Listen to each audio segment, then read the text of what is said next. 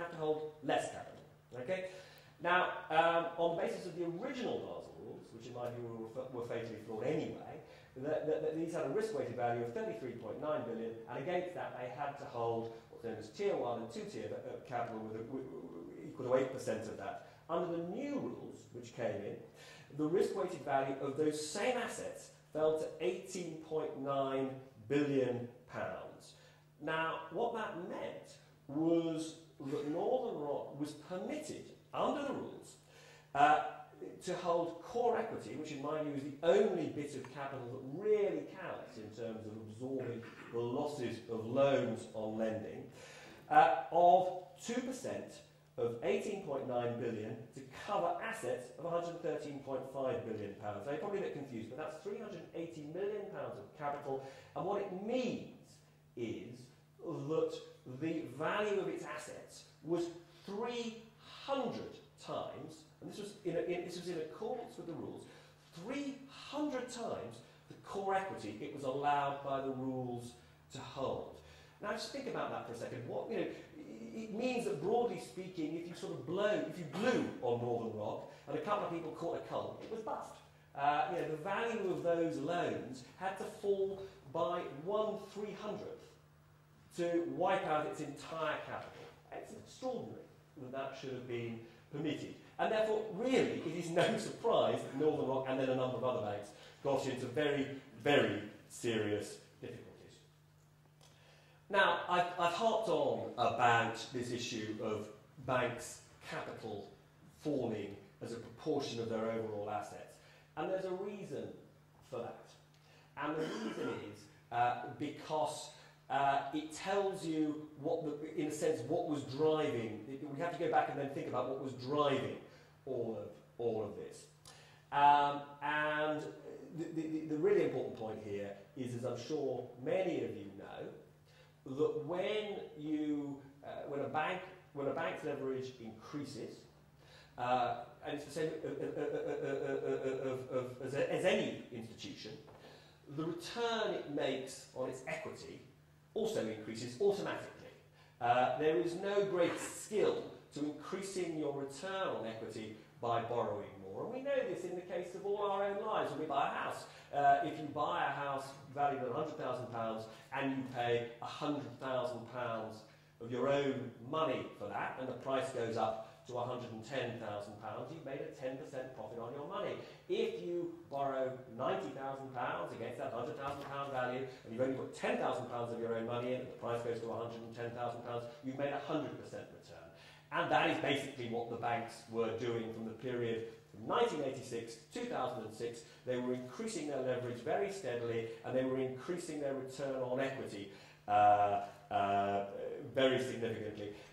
And this is broadly the equivalent of a gamble. It is not an example of fantastic management skill. It is no more sophisticated than any of us borrowing from a bank to buy a house. And this is not me, in a sense, simply doing a back-of-an-envelope calculation here. Bank of England has done some very detailed work on all of this, and it says that if you look at the extraordinary increase in banks' share prices from about the mid-80s to just before the crash, almost all of it is to do with that increase in leverage. It had very little to do with what you might call basic management skill. And we can see that because if you look at the return on gross assets, because it's the return on gross assets which tells you something about the ability of managers, that barely moves at all. In fact, because of competition, it actually comes down a bit. So there is absolutely no evidence that the rise in share prices of banks was an indicator of bank management becoming vastly more talented. Now, why does that matter? It of course matters because when your return on equity goes up and when your share price goes up, you have a very strong case if you're running a bank for a big increase in pay. And guess what? Over this period, the pay of the people who run these institutions went through the roof. So I do think that pay is a significant issue here. A lot of people have focused on the short-term bonuses that bankers received for very risky deals. But I think that is only half the story.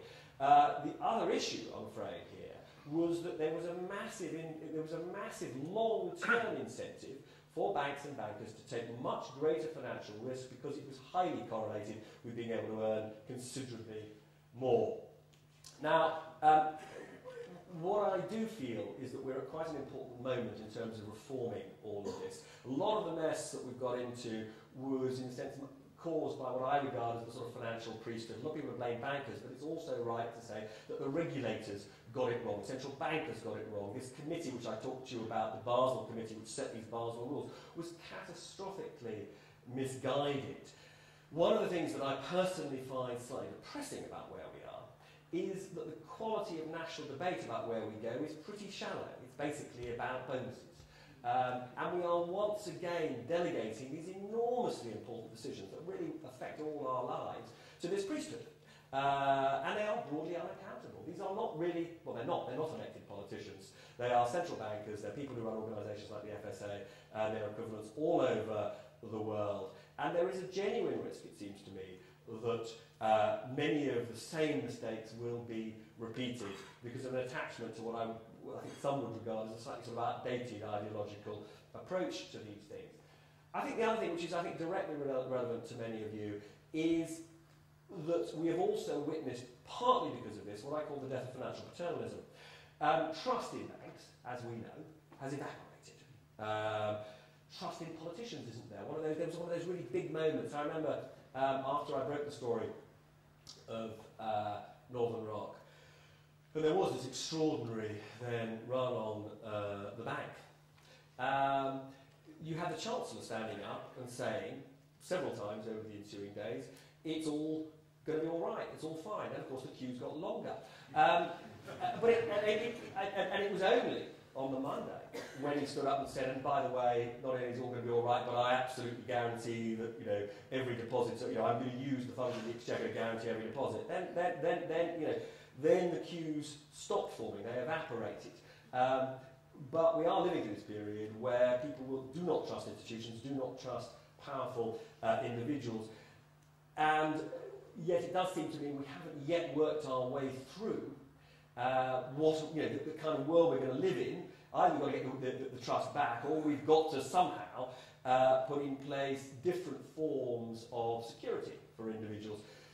For me, a related issue, when I talk about the death of paternalism, is of course the end of the tradition where you join a company, stayed for life, and you've got a defined benefit pension at the end of it. You don't have to worry about any of that. All of that has also been swept away. People now know that they have to take much more responsibility for these really important decisions, but they're terrified because they haven't really been equipped to make these decisions and they don't really know who to trust.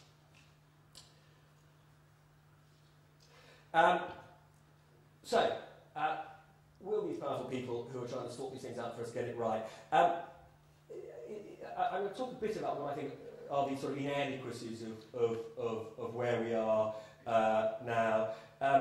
But I would just like to share one statistic with you which tells you why the reforms we've seen so far have perhaps not been as sweeping and as comprehensive as they ought to be. In the United States, there are 5 lobbyists for the financial industry for every single congressman, right? So, and the scale of the financial support that politicians receive from the financial industry is mind-boggling. I think in those circumstances, it isn't altogether surprising that some of the more radical things that may need to be done, like breaking banks up, like shrinking the size of the financial industry, haven't happened and may not happen. So, where are we? In some ways, things are a bit better than they were. In a purely statistical sense, I think there's a reasonable chance that we will learn tomorrow that the recession is over. We've got the latest GDP figures coming out, and it's possible there will be a tiny bit of growth. It's not clear. It might be flat, it might be a tiny bit of growth. So in theory, the